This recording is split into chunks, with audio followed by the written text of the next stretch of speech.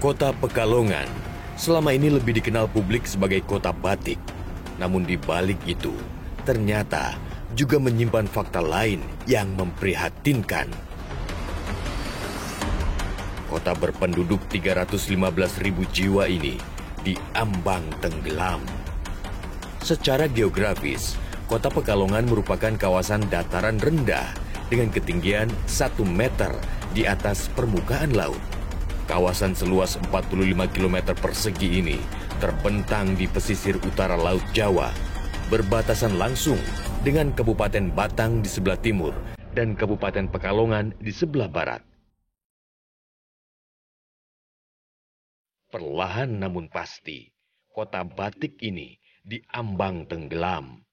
Sejak tahun 2018, 31,3% dari wilayah kota Pekalongan sudah terendam air laut. Sejak 4 tahun terakhir, kampung-kampung yang terletak di sepanjang pesisir laut utara Pulau Jawa terus digenangi air. Banjir rob sudah menjadi langganan datang dan pergi, termasuk di Dusun Semonet yang terletak di Desa Semut, Kecamatan Wonokerto. 10 tahun silam, jalanan di dusun ini masih bisa dilalui oleh kendaraan. Namun kini, Dusun Semonet berubah menjadi pulau kecil baru di daratan di Wonokerto. Dusun seluas 21 hektar ini terus tergerus abrasi air laut, sehingga sebagian besar warganya memilih hengkang. Suroso adalah satu-satunya warga yang memilih bertahan. Pria 56 tahun ini membangun gubuk baru untuk ditinggali bersama 2 anak dan istrinya. Sementara rumah utama milik orang tuanya sudah menjadi puing dihantam abrasi air laut. Itu semua tetangga ninggalin tempat ini tahun berapa? Kalau misalnya ini tetangga dulu. Tetangga. Ini kapan mereka tinggal dari sini? Pindah dari sini. Ya kan 2021. 2020. Pindah. Oh, udah pindah 2020. 2020. Ya kan kalau di situ ya kan 2021. Kalau 2022 masih ada tapi di sini. 2022 nggak ada. Nggak ada ya? Nggak ada, kosong udah. Oh, kosong ya? Ya udah kosong. Tinggal Mbah Suroso aja? Tinggal saya. Demi keamanan dan kenyamanan, kini keluarga Suroso memilih tidur di lantai 2 bangunan lama milik orang tuanya yang dibuat ala kadarnya. Bukan untuk masak kalau di sini, untuk tidur. Jadi sini nggak kena air. Oh, nggak kena air ya? Iya. Oh, di sini. Jadi sekarang tinggal dengan siapa aja, Mbak Suroso? Ya istri saya, anak saya 2. Oh, di sini ya? Iya. Oh, oke. Ini ya. Jadi di atas sekarang ya? Di atas. Yang di bawah udah nggak bisa mati tidur. Tinggal di atas aja ya? Iya, udah terendam air sih. Jadi sudah berapa lama Mbak Suroso ini tidur di atas ini? Ya, 3 tahunan lah. 3 tahunan ya? Iya. Suroso bertutur, ketinggian air laut pasang terus naik dari tahun ke tahun. Alhasil, warga terus meninggikan lantai rumahnya, termasuk rumah adiknya yang dulu ditembok setinggi 3 meter, namun kini tersisa 180 cm dari permukaan tanah. Rumah ini tinggi atau Tinggi. turun ini? 3 meter. Tembok ini 3 meter. Iya. Ya terus diuruk, tinggi lagi biar nggak kena air, nggak terendam air. Ya kan, jadi makin makin pendek gitu loh. Kalau ini dulunya kan nggak bisa terkena kepala, tapi kalau sekarang nggak dungkul nggak terkena kepala ya. Berarti ini 2 meter. Iya. 2 meter. Rumah ini 3 meter. Sekarang turun. Jadi kalau melihat ini turun ya, benar-benar tanah ini di sini turun ya. Apa turun apa banyak air nggak tahu saya itu.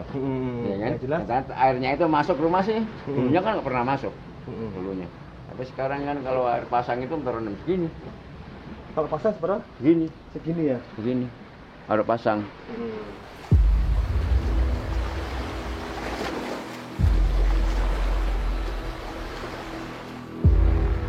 Dusun Semonet kini hanya tinggal cerita. Semonet tak ubahnya dusun mati, hampir tak berpenghuni. Sebagian besar rumah-rumah penduduk kini menjelma menjadi puing-puing bangunan. Taruno adalah salah satu warga dusun yang memilih pindah ke tempat baru. Sebab sumber penghidupannya dulu di dusun ini sudah hilang, tergusur air laut. Di sini dulu banyak warung. Oh, ini warung dulu? Warung dulu sini, di sebelah sini ada warung, sini tambak. Tambak udang, di sana ada pantai.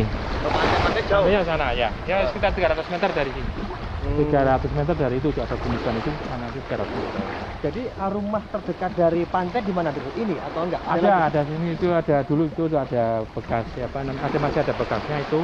Dulu ada pohon cemara sama kelapa. Itu Ada rumah ada. itu ya? Di situ ada 7 kalau nggak salah. Itu masih ada itu temboknya.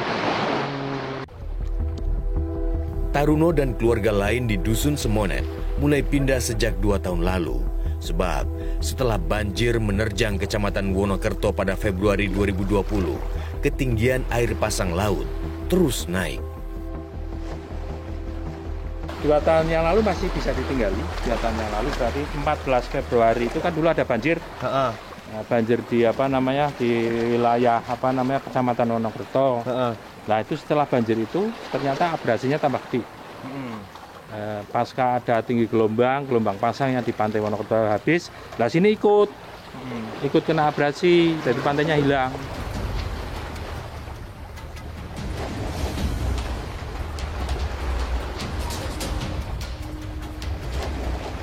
Sebelum banjir rob menerjang, tidak kurang dari 460 jiwa menghuni Dusun Semonet di Desa Semut, Kecamatan Wonokerto. Namun sejak 2 tahun lalu, penghuni dusun ini terpaksa angkat kaki dari rumah tinggalnya sendiri. Warga tak kuasa lagi membendung kehendak alam yang terus menerjang pemukiman mereka. Banjir rob Laut Pantura setinggi 1,4 meter terus datang dan pergi, dan bahkan diprediksi bakal makin tinggi.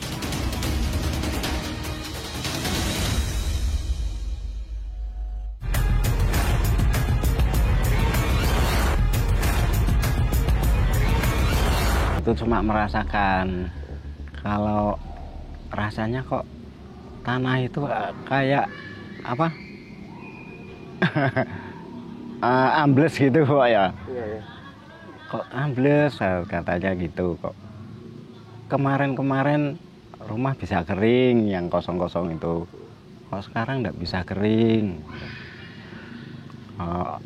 Apa tanah ini ambles gitu. Dalam kurun waktu mulai 2017-an sampai sekarang itu sudah kurang lebih 2 meter tenggelam nih. Jadi 5 tahun ya, butuh 5 tahun untuk menenggelamkan bangunan-bangunan di sini. Cepat sekali. Itu yang warganya khawatir, yang udah pulang, yang udah keluar dari sini juga mikir mau kembali, mikir nanti kalau rob lagi gitu. Nah itu yang punya uang ya sudah keluar beli lagi di luar. Nah, terus di sini ditinggal, mau dijual nggak laku. Kalau ini pagar ini ya, Riko ini Pak. Lihatnya apa itu Pak? Ini pagarnya udah tadinya kan pagar besi. Kompleks perumahan yang berdiri tahun 2001 ini dibangun 200 unit rumah.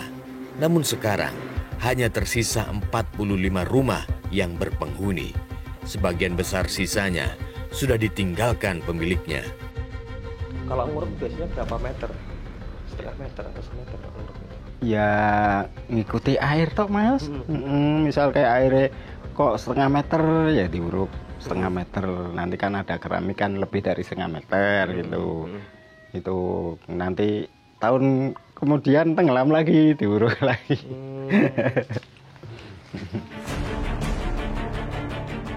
Kasat mata terlihat, bangunan rumah di Kompleks Geria Panjang tampak lebih rendah dari jalanan kompleks. Sebab jalanan kompleks terus ditinggikan agar tidak terendam air. Warga pun salib menyalip meninggikan lantai rumah tinggalnya agar tak kalah dibanding ketinggian jalanan. Alhasil, plafon yang dulunya dibangun setinggi 3 meter, sekarang posisinya tepat berada di atas kepala pemilik rumah. Tadinya kan ini plafon sini ya, ini plafon. Nah, terus sini ditinggikan kan otomatis nyundul. Iya. Oh, ini langit-langit ya dulunya langit, ya? Langit. Langit ya Pak ya? Langit ya ini ya? Iya. Nah itu sini. Jadi Bapak udah naikin. Tinggi berapa meter Pak? Ini ya kurang lebih 1,5-an. 1,5 meter ya rumah ini ya? Kurang lebih 1,5. Ancaman banjir rob juga mengintai warga desa Pasir Sari di Kecamatan Pekalongan Barat. Seluruh pemukiman di RT 02 RW 03 di Kelurahan Pasir Sari terendam air dengan ketinggian rata-rata 30 cm.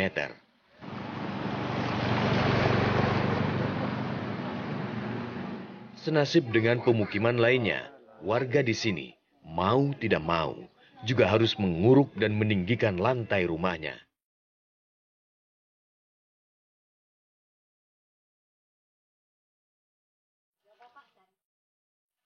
Faturi sudah 32 tahun menempati rumahnya di kawasan ini. Ia mengaku sudah meninggikan lantai rumahnya hingga 1 meter. Akibat bagian dalam rumah terus ditinggikan, jendela rumahnya jadi sejajar dengan dasar lantai. Air ini, penurunan muka tanahnya ini memang terjadi berapa lama? Dulu ya berapa sih? 3,5 meter tingginya. Tingginya 3 meter ya? Sekarang? Iya. Sekarang tambah 2 meter. Iya. Iya. Namun apa mau dikata, nyatanya banjir rob yang datang tak mau kalah. Ketinggian air rob selalu lebih tinggi dibanding ketinggian rumahnya. Tak pelak, air pun terus masuk ke rumah tanpa permisi. Kita ketinggian kan, tidurnya kan di sini. Tapi kan ada airnya yang baru segini mas. Dulu. Oh, dulu malah sampai segitu? Waktu tahun depan kan. Lagi parah-parahnya ya Pak? Yang udah. Tahun berapa ya?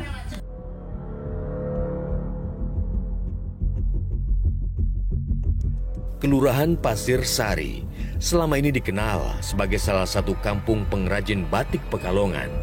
Sejak 10 tahun terakhir, kawasan ini rutin jadi langganan banjir.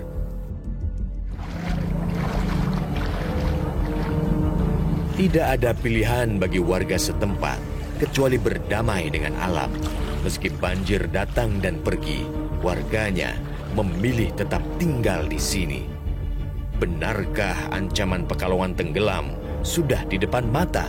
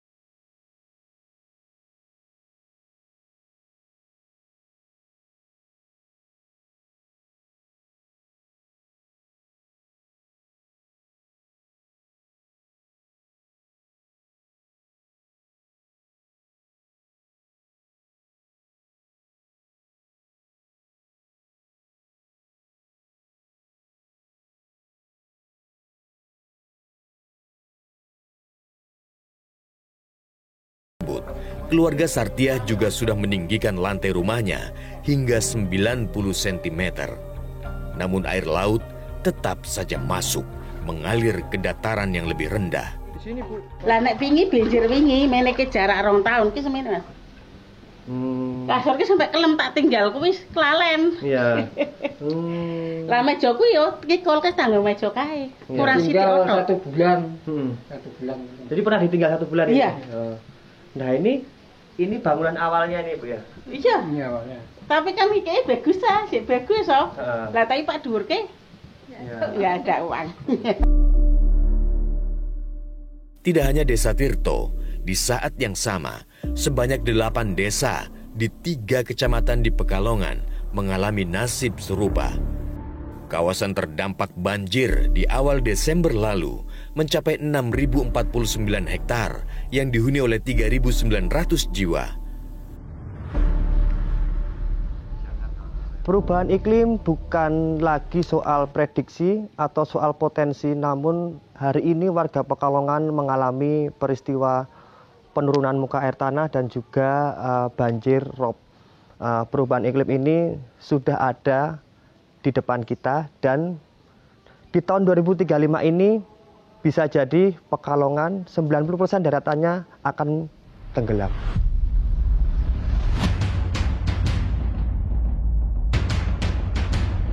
Ahli geologi menyebut, permukiman daratan Pekalongan terus mengalami penurunan. Berdasarkan pantauan Badan Geologi Kementerian ESDM, laju penurunan muka tanah mencapai 15 cm.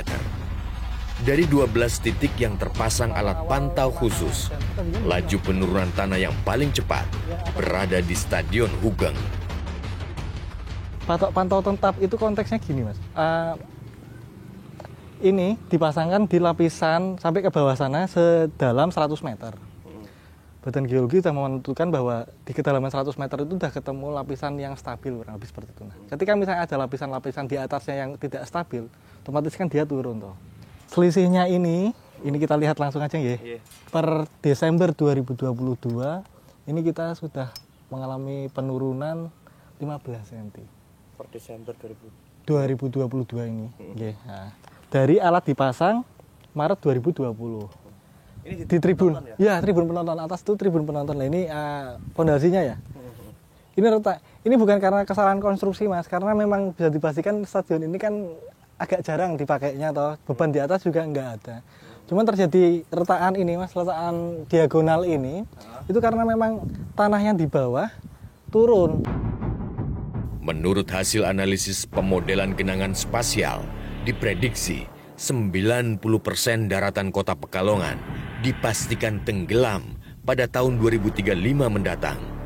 Area pemukiman yang terdampak banjir rob diprediksi akan naik 100 kali lipat dari 0,5% di tahun 2020 menjadi 51% di tahun 2035. Saya lihat ya, itu ketika saya melihat dari sisi penggunaan sisi garis pantai, saya lihat pertama dari garis pantai itu terjadi penyusutan garis pantai. Ada beberapa lokasi misalnya yang sangat terdampak oleh hal tersebut, misalnya di daerah Simonet misalnya, daerah itu banyak yang terjadi abrasi, atau di daerah Pecakaran api-api. Ahli geologi menyebut tingginya laju permukaan daratan Pekalongan juga dipicu oleh topografi setempat, sebab daratan Pekalongan terbentuk dari endapan yang masih lunak. Endapan aluvial yang ada di Kabupaten Pekalongan ini sangat tebal, Mas. Tebalannya kalau misalnya dilihat dari peta geologi itu 150 meter. Itu yang pertama. Yang berikutnya, si endapan itu material yang di bawah tanahnya di Kota Pekalongan ini tuh belum sampai proses litifikasi atau pembatuan. Otomatis sebelum proses itu ada proses namanya kompaksi, Mas. Nah, kita tuh sedang mengalami proses namanya kompaksi alamiah. Jadi si material-material yang ada konten airnya itu tuh semakin menurun gitu, kompaksi. Semakin memadat seperti itu. Wali Kota Pekalongan tidak menampik maraknya eksploitasi air tanah turut menyumbang tingginya laju penurunan muka tanah di wilayahnya. Meski begitu, Pemkot belum bisa mengambil langkah tegas menutup perizinan pembuatan sumur bor baru. Kota Pekalongan ini masih tertarik investor untuk membangun hotel, membangun mall dan sebagainya. Tetapi di satu sisi mereka masih mengambil air bawah tanah karena PDAM kita belum bisa memenuhi kebutuhan mereka. Kita seperti buah si malakama, mau melarang dan menutup hotel, menutup mall, malah dampaknya nanti lebih besar lagi kepada ekonomi warga. Kita juga tidak diam, hanya pasrah. Soalnya kita ada konsultan dari Belanda juga, dari Bluesea, ya, bahwa kalau kita mau ekstrim mengurangi penurunan muka tanah di Kota Pekalongan, stop pengambilan air bawah tanah. Itu kuncinya. Tetapi saat ini dalam jangka pendek belum bisa kita lakukan. Alam bekerja dengan caranya sendiri. Manusialah yang harus menyesuaikan diri, beradaptasi dengan alam dan lingkungan sekitarnya. Mengeksploitasi alam besar-besaran dengan menafikan daya dukung lingkungan sama artinya dengan membunuh pelan-pelan bumi tempat kita semua berpijak. Dan ancaman Pekalongan tenggelam ada di depan mata.